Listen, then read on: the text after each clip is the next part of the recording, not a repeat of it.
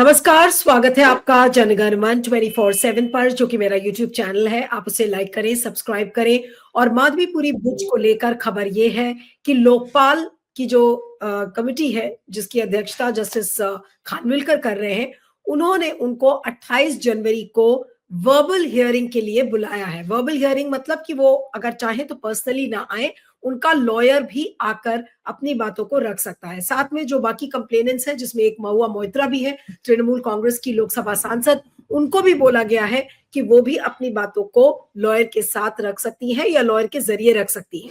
अब सवाल ये उठता है कि माधवीपुरी बुच ने इसके पहले की जितनी भी बार उनको बुलाया गया, चाहे वो पार्लियामेंट की कमेटी हो, उसके सामने वो नहीं आई। इसके पहले जब लोकपाल की जब कमेटी ने बुलाया था, वहां पर भी नहीं आई।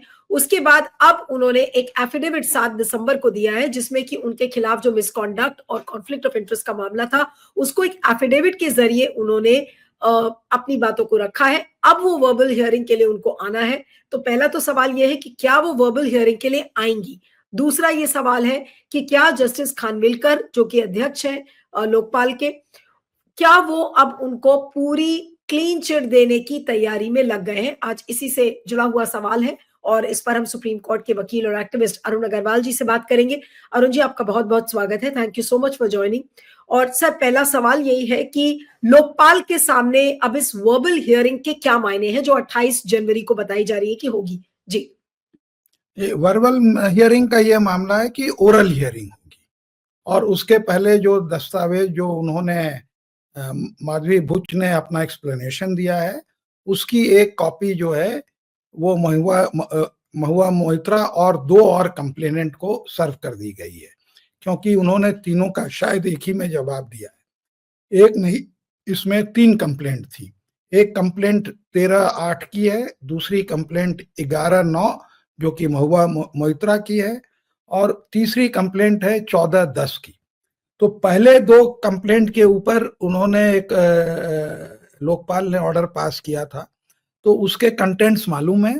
तो 13/8 के ऊपर तो उन्होंने कहा कि ये तो देखिए इसमें और ऐड किया है, तो ये तो खाली हिंडनबर्ग से ही निकाल के कट एंड पेस्ट किया है विदाउट गोइंग इनटू मेरिट, और हिंडनबर्ग एक शॉर्ट सेलर है। तो इसका मतलब वो इम्प्लीकेशन था कि इस आदमी की कोई ओरिजिनलिटी, जबकि वो भी आदमी एमपी है, और नहीं है, और इन्होंने खाली हिंडनबर्ग की बातें उसमें कही हैं। ये लोग भूल जाते हैं कि जो वेस्ट में जो लोग होते हैं वो कोई भी बात बोलते हैं तो कोई ना कोई कागज के सबूत के साथ बोलते हैं, ऐसे नहीं बोलते हैं। वैसे ही महुआ मोइत्रा का जो कंप्लेंट था 11/9 में, उसमें उन्होंने जो है ये बातें वो रखी जो कि सुप्रीम कोर्ट में भी नहीं जांच की जा रही थी और बहुत ज्यादा हिंडनबर्ग से रिलेटेड नहीं थी, लेकिन वो ज्यादा फैक्चुअल थी। उसके अंदर में ये था कि माधवी बुच ने जो विनोद अडानी के आउटसाइड कंपनी में अपना इन्वेस्टमेंट किया और उसको कंसील किया, जिसके कारण कि उनकी कॉन्फ्लिक्ट ऑफ इंटरेस्ट थी, और उन्होंने इंटरनेशनल लेवल का कॉन्फ्लिक्ट ऑफ इंटरेस्ट का, जो कि सेबी एक मेंबर है, उसका भी उन्होंने जिक्र किया अपने कंप्लेंट में। उनकी कंप्लेंट पब्लिक डोमेन में है। तो उसके कारण जो है उन्होंने इनके ऊपर शिकायत की। प्लस ये जो 2 कंपनी माधवी बुच ने लिख के कहा कि डॉर्मेंट है, वो उन्होंने दिखाया कि ये डॉर्मेंट नहीं है। आरओसी से डॉक्यूमेंट लाके दिखाया कि अगोरा इंडिया में 3 करोड़ से ऊपर का रेवेन्यू है, और ये जो है इनके हस्बैंड ये करते थे ऑपरेट, और 99% शेयर्स इनके पास थे। अब मान ले मैं कोई कंपनी को ओन करता हूं जिसमें कि 99% मतलब कि कंप्लीट ओनरशिप है, और उसके अंदर में हमारे 5 आदमी हैं, वो काम कर रहे हैं, बी इट माई हस्बैंड और बी इट माई एम्प्लॉइज, और उससे हमको 3 करोड़ का अगर फायदा हो रहा है, तो क्या ये नहीं कहा जाएगा कि ये मेरी कंपनी है और मुझको फायदा हो रहा है और इसका इनकम टैक्स भी मैं दे रहा हूं। तो वहां पर उन्होंने झूठा डिस्क्लोजर किया। और इनकम भी कहां से हुई? ऐसी कंपनियों से हुई जिसका कि ये खुद ही ऑर्डर पास कर रही थी, जो उनका एलिगेशन है। महिंद्रा से हुई। महिंद्रा ने जो है उनके हस्बैंड को और भी चीजों के कंसल्टेंसी में उनको एंगेज किया हुआ था और करोड़ों रुपया दिया। दूसरा एलिगेशन था कि वोखाड के कंपनी को इन्होंने अपना आलीशान फ्लैट रेंट पर दिया और उसका जो उसके जो केसेस थे वो भी वोकहार्ट के फेवर में डिसाइड हुए। तो ये सब केसेस जो हैं कहीं भी हिंडनबर्ग और सुप्रीम कोर्ट से नहीं रिलेटेड थे, लेकिन इन सब को जो है जोड़ दिया गया ये लोकपाल में और उन्हीं से कहा गया कि आप ये चीजें हमको बताइए कि ये कैसे कनेक्टेड है, अगर इन्होंने नहीं रिक्यूज किया तो कौन सा ऑफेंस है, आप स्पेसिफिक ऑफेंस बताइए कि प्रिवेंशन ऑफ करप्शन एक्ट के किस सेक्शन के अंदर में इनका ये ऑफेंस आता है, ये कॉन्फ्लिक्ट ऑफ इंटरेस्ट से क्या होता है, उससे क्या फर्क पड़ता है। इस तरह के उन्होंने 10 parameter virtually everything defending Madhabi Buch's wrong doing और उसके आगे लिख दिया कि ये जो हम पूछ रहे हैं this is will not be taken as expression of an opinion on the or a view taken on the complaint either way. तो ये और अपना एक डिस्क्लेमर लगा दिया। तो इस तरह से ये जो है मामले को पूरे दबाने में लगे हैं और उन्होंने उसके पहले ये कह दिया कि इतने बड़े चार्जेस और शिकायत के बावजूद we are not persuaded to even order a preliminary inquiry. माने ये प्रिलिमिनरी इंक्वायरी लायक भी मामला नहीं है। अब इस तरह का अगर आप वो करेंगे कि हम कसम खा लिए कि कुछ भी कर ले जो है माधवी बुच हम उसको ये नहीं करेंगे, तो फिर कुछ बचा ही नहीं। और जबकि इसमें ओरिजिनल एलिगेशन है और सारा जिम्मा इन्होंने हिंडनबर्ग को, अरे वो शॉर्ट सेलर है, दूसरा सुप्रीम कोर्ट ने एक कमिटी अपॉइंट करके डिसाइड कर हो गया। वो तो जो कमिटी थी उससे वाहियात कमिटी तो अपॉइंट नहीं हो सकती थी। नहीं, लेकिन जो लीगल पोजीशन है लोकपाल की, तो अगर चाहे लोकपाल तो हर चीज की छानबीन तो कर सकते हैं, उनके पास पावर्स है, उनके पास ताकत है। देखिए अगर वो इन्वेस्टिगेशन के लिए लोकपाल में उनको अपना इन्वेस्टिगेशन बॉडी नहीं दिया गया तो उनको इन्वेस्टिगेशन कराना है। तो अगर इन्वेस्टिगेशन कराए कहीं गलती से निकल गया, कोई कागज निकल गया, तो काहे को हम इन्वेस्टिगेशन कराने जाएं। अभी तो ये कह रहे हैं कि भाई ठीक है इनसे डॉक्यूमेंट मांगे तो इन्होंने आरओसी से डॉक्यूमेंट निकाल के दिखा दिए होंगे कि फलाने कंपनी में इतनी इनकम हुई है, और जब ये कह रहे हैं कि हमने जो है वो कंपनी को डॉर्मेंट कर दी थी जिस दिन आए, और उसके बाद वो कह रहे हैं कि आपने रिक्यूज किया, तो कौन से मामले में रिक्यूज किया। महिंद्रा के अगर केस को आपने डिसाइड किया उसके फेवर में तो it becomes a matter of fact. ये सब चीजें तो सुप्रीम कोर्ट ने नहीं डिसाइड करी थी। तो सारा इन्होंने एक कवच सुप्रीम कोर्ट का वो बांध के अपने को, सुप्रीम कोर्ट ने कौन सा इन्वेस्टिगेशन कराया, वो तो एकदम ही नहीं कराया। ये तो वही बात हो गई जो चंद्रचूड़ साहब की बराबर की हर जजमेंट में दिखती है कि रिलीजियस पर वर्शिप एक्ट के खिलाफ 4 पन्ने बोल दिए। जब मामला आया तो किसने कहा कि हम आर्कियोलॉजिकल सोसाइटी से ये नहीं डिटरमिन कर सकते हैं।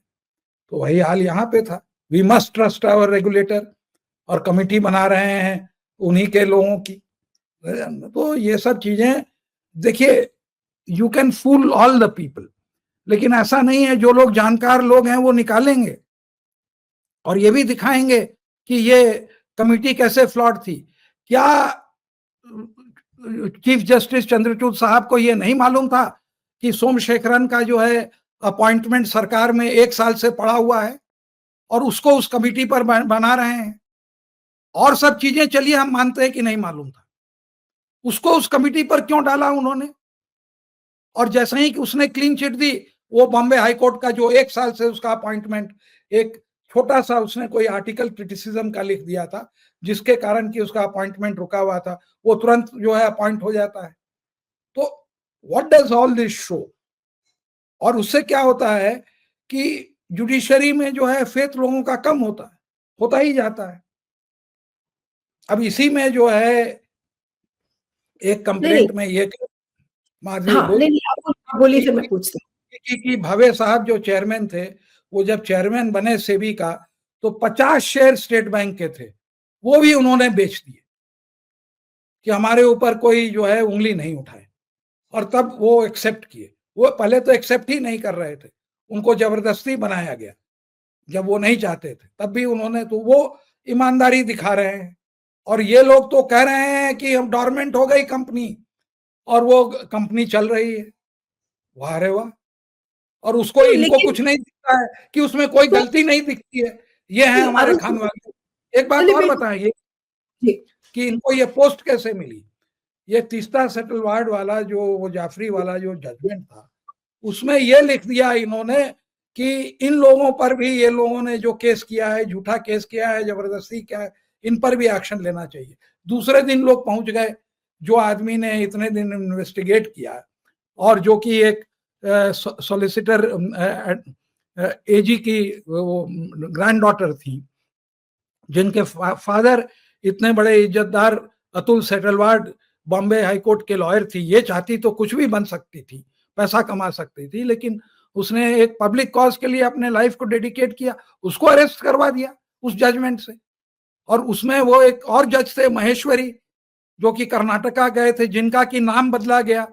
जो उसके पहले जो अपॉइंट हुए थे, मेनन साहब और एक और जो थे नंदन जोग करके, उनका नाम जो है गोगोई ने रिप्लेस कर दिया। इन दोनों जजों ने रेकमेंड किया एक्शन हो, और गुजरात पुलिस ने उनको जो है अरेस्ट किया। बाद में यू ललित ने बेल दिया, और 300 लोगों ने जो है लिखा कि ये बहुत ही गलत जजमेंट।